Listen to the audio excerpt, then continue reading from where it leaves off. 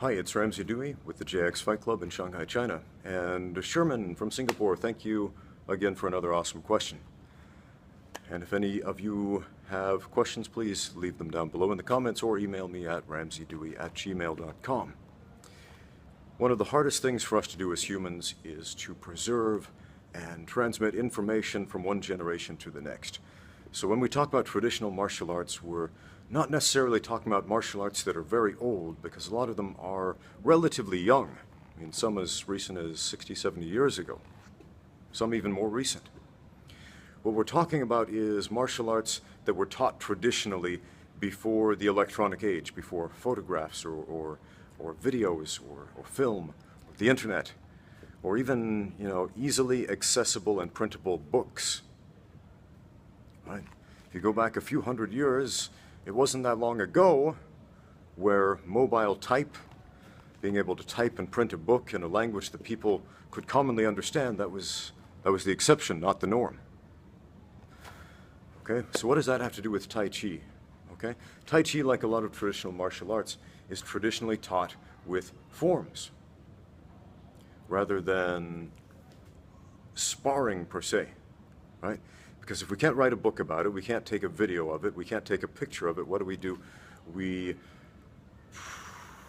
approximate that movement with a form, right? Generally, we hear the word Tai Chi or taijiquan, and we think about, old people in the park, kind of moving around in a dance-like motion, moving their hands like they're traveling through very thick, heavy air with a certain amount of difficulty and grace. And you probably haven't seen too many fights where people moved around all slow like this and danced around and the other guy just magically fell down and got knocked out. Probably not a lot of those, right? So what does all that movement mean? Now, if you look at any martial art, really any of them, even the more modern combat sports, if we look at boxing, for example. Boxing has its forms, it has its kata, if you will. The speed bag, for example. Man, we don't box like that. So what is that, right? Much of that's been forgotten over the years. A lot of people can't explain to you, why do you do this on the speed bag? But we don't throw punches like that, okay? I can explain it to you, and I'll give you a little bit later on in this video. Or in a traditional martial art where when we're throwing punches, why do we pull one down to the hip? You've never seen anybody do this in a boxing match. Pulling punches down to the hip like that. And yeah, there is a reason for that, and a lot of people simply don't know the reason because they've been taught the form, but not the meaning of the form. There's a great channel here on YouTube, 1 Minute Bankai. Go check that out, 1 Minute Bankai. It's this older gentleman who shows some karate forms from his particular karate style, and he explains the practical meaning behind each of these movements and the forms, and I think it's really cool to see that sort of thing. Because when I was first learning Taekwondo, we learned all these crazy movements, like the spear hand strike, you move out like that, then do that, and I was taught, I asked them, well, why would you do that in a fight? And they said, well, you harden up your fingers so much that you can jab them right in the solar plexus and rip open their guts, or some ridiculous thing like that would never, ever happen in a fight. And I still don't know what that spear hand thing is, but I can assure you it's not impaling somebody's guts with your fingertips. That just doesn't happen. Okay? Even something more simple and well-known and universal like that inside middle block that you see in karate styles, Taekwondo. Now, yeah, we can use that as a block. We can, it's possible. But why do we pull one arm down to the side? I'll tell you. Because it's an armbar. We grab a wrist up here, pull our opponent down, armbar them right above the elbow. It's one of the practical applications they don't generally teach you in a traditional martial arts school because nobody knows anymore. Okay, very few people understand that stuff. because they were taught the form but not the meaning. And this is largely the case with Tai Chi. Okay?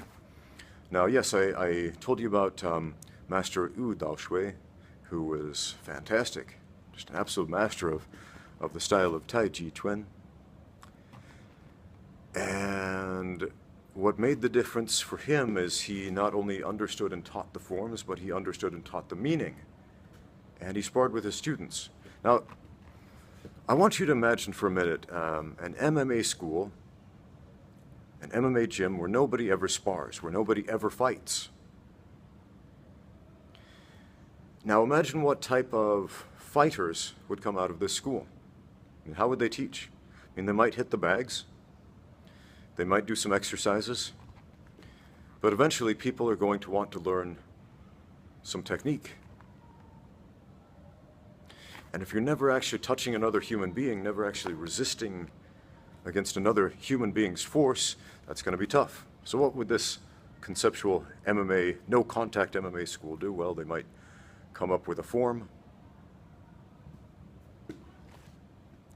And what would that look like? Well, we all know what shadow boxing is, right? You know, move around like you're throwing punches and, you know, like you're boxing an invisible opponent. Use your imagination. But what's lesser known is shadow wrestling, and that's important too. If you're a wrestler, if you're a grappler, if you're an MMA fighter, yeah, do some shadow grappling too. That takes a much more vivid use of your imagination. And it ends up looking kind of weird if you're watching from the outside. Very much the same way that Tai Chi looks kind of weird if you're watching from the outside. You see all these kind of fancy movements and you wonder, like, what is this stuff? I mean, when would you ever actually do this in a fight? Except that you would if you were grappling. I mean, this movement, I saw a dude, this old man downstairs in the lobby yesterday morning, and he's doing this form. Inside, and pull, and pummel to the inside, and pull, and pummel to the inside, and pull. What is that? You'll see that all the time in freestyle wrestling, and folk-style wrestling, and even Greco-Roman wrestling. Pummel to the inside, grab the collar tie, block the biceps, snap down. What is that? Yeah. Pummel to the inside and pull. We're always pummeling our arms to the inside in grappling. But unless you were taught that, you wouldn't know. And what's all this nonsense? Is it making an invisible Hadouken fireball and Hadouken throwing it at somebody? No, absolutely not. That's a golf swing throw, you know, the same one that Olympic gold medalist Kerry Kolat teaches over on his channel. Grab a leg and sweep it out from under the dude. It's a technique you'll see across many martial arts systems. You'll see it in taijiquan, you'll see it in freestyle and folk-style wrestling, you'll see it in sanda, you'll see it in Muay Thai, and I saw this move being used at Lumpini Boxing Stadium once on the birthday of the King of Thailand. That's like the biggest show in Thailand for Muay Thai, and you know, they get the best fighters, and this technique was pulled off. Catch the tee, boom, sweep that leg out from under. It's awesome. I love that throw. But if all we ever see is the form, you know, it looks kind of mystical. But isn't that the goal of every martial art, to seem like you have some special power that the other guy doesn't? To get to the point where your technique is so efficient that you don't have to arm wrestle him, you don't have to muscle through. Right, so you asked about that phrase, you know, a few ounces against 1,000 pounds. Right, the driving force, the concept behind Tai Chi. And it sounds like magic, but it really is the crux of all martial arts. That is the goal of all martial arts. If we look at judo and jiu-jitsu, what's that ju mean in Japanese? It's often translated to mean the soft or gentle or even weak art or way. But if you've ever practiced judo or jiu-jitsu, you understand there's nothing soft or weak or gentle about it. I think a better translation is the yielding art. So there are 3 levels of power in all fighting. There's the first level of power where somebody comes at you, they push you, and you push back. And so as soon as we do that, they understand exactly how strong we are, and in that kind of fight, the stronger man always wins. Got the second level of power, the relenting power. Somebody pushes us, we don't show them our power. We buckle, we relent. And so we feel weak, we feel soft. But then there's a third level of power, deflecting or yielding to the force, using those 3 ounces to fight the 1,000 pounds. Where somebody comes at us, and instead of pushing or instead of relenting, we deflect and use that power. Every martial art does this. Every single last one of them, at the high levels, they do this. If you look at the best boxers, ever get in the ring with a really good boxer and try to punch him in the face, what does he do? He's not there anymore, and then he comes back up and he gets you, and you try to get him, he's over here, your fist sails by his head. You try to get him, he's over there. You swing a hook at him, he's not there anymore, and he comes up and he gets you. There was this interview with some dude who sparred with Guillermo Rigondeaux, awesome boxer from Cuba. So he's sparring with Rigondeaux, and afterwards he gives this interview, and he said, man, he's like a magician. He's right in front of you, then he disappears, and he's behind you somehow. And then you think you have him again, and he disappears, and he's on the other side of you. It's like magic. And this is boxing we're talking about. It's not some mystical kung fu style. Boxing. Okay? But when we really understand our martial art at a high level, it's all like that. Right? So when I sparred with Master Yu, for example, and I put a hand on him, he caught me in this wrist lock that you see in a lot of different martial arts. I put one hand here, one hand there, isolated the wrist and started twisting it over the side, locked the wrist, locked the elbow, locked the shoulder, put me on the floor with it. And I was watching a video the other day of, what's his name? Awesome Japanese fighter. Sorry, I'm blanking on the name. Anyway, this awesome Japanese MMA fighter, and he's doing this grappling contest. He's grappling with this other dude, and he uses that same throw again and again, almost effortlessly. Makes it look easy. Now, if you go to an Aikido demonstration, that's in the syllabus of Aikido, that throw. But how many Aikido black belts can actually pull that off against a resisting opponent? Not too many of them, I would say. Not a lot. I mean, it is in the syllabus of movement of Aikido, but how many Aikido practitioners are actually good at fighting? And I say not a lot because competition is not part of their martial art. It's largely a conceptual martial art, and as long as you're honest about what that is, that's totally fine, right? But if our goal is win fights with our martial art, we have to train how to fight. Okay? So going back to that conceptual MMA school, if we go to this school where nobody ever spars, nobody ever grapples, we simply do the forms, how good will we be at fighting? Even if in the syllabus of movement, in these forms, we learn all the moves, all the strikes, all the takedowns, all the submissions, all the sweeps, they're all in the syllabus. Will we be good at fighting without the element of fighting? No, absolutely not. And that's why we see so many traditional martial artists who come from a tradition of good technique that really does work if applied correctly, but they don't know how to fight because they've trained without the element of fighting, without the element of competition.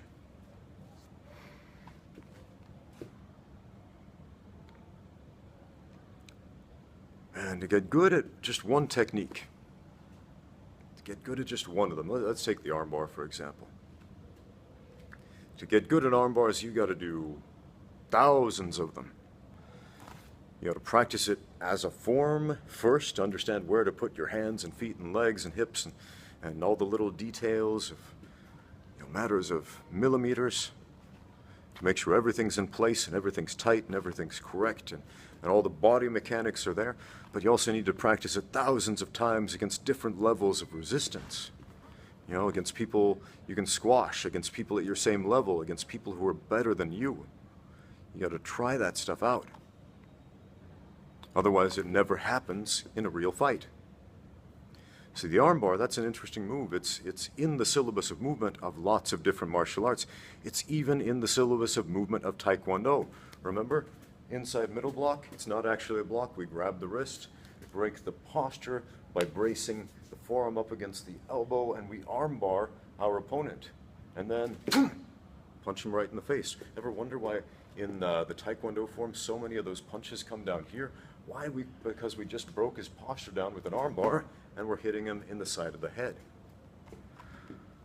But how many arm bars have you ever seen in a taekwondo competition, or even, I don't know, in a street fight from a taekwondo trained fighter who never cross-trained in judo or jiu-jitsu? Probably zero. Because while it's in the syllabus, it's not in the muscle memory. So it's not good enough to have a technique in your syllabus of movement. It's got to be in your body. It's got to be in this book. It's got to be in the book of life, my friends. Your body, where all of the information of everything you do, regardless of what you write on paper or record on a screen, it's all recorded here.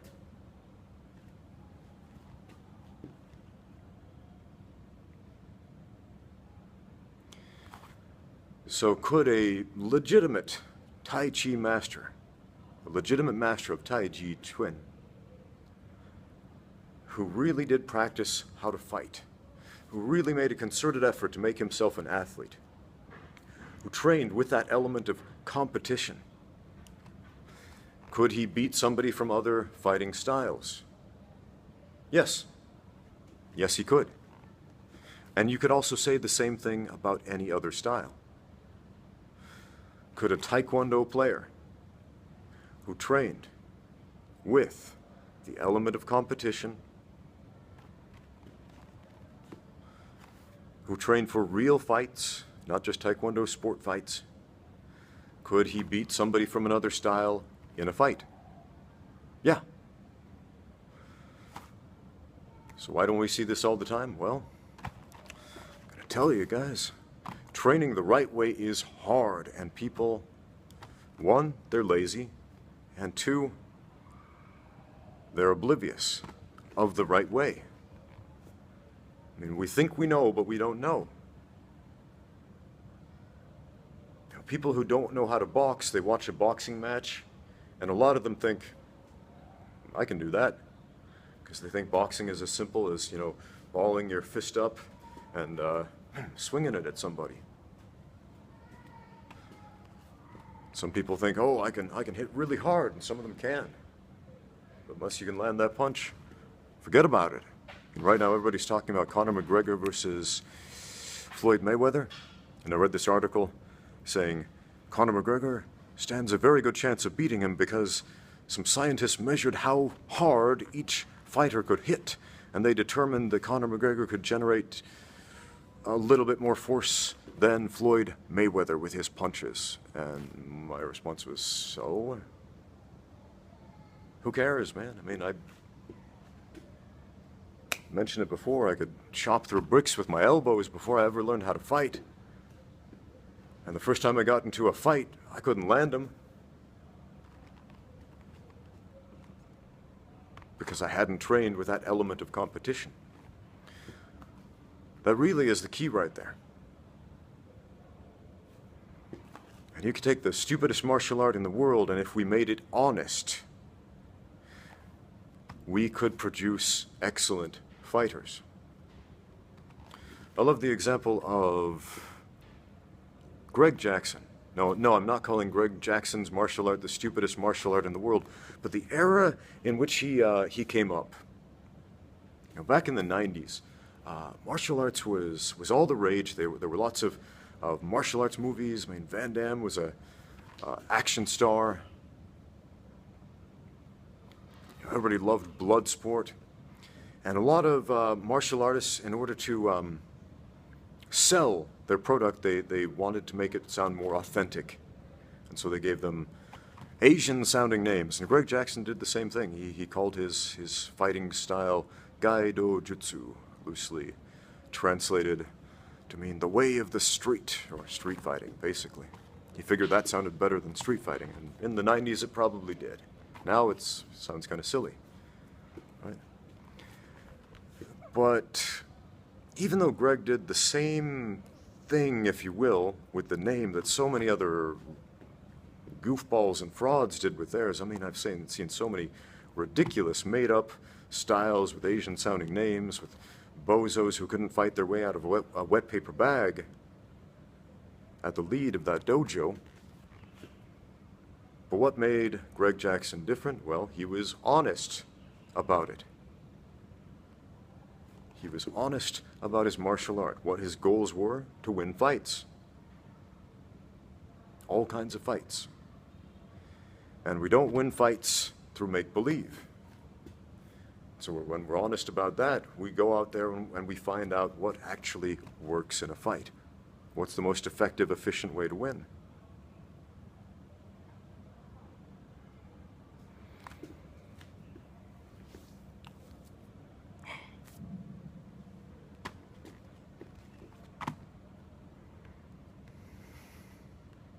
So there's some great stuff in the syllabus of Tai Chi. A lot of it's forgotten. If you're lucky enough to find one of these old masters like Master Yu, go train with him. Okay. It would be a fantastic experience. But you'll know right away if it's a legitimate teacher or not,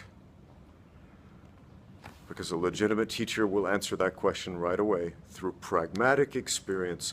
Does this work in a fight or not?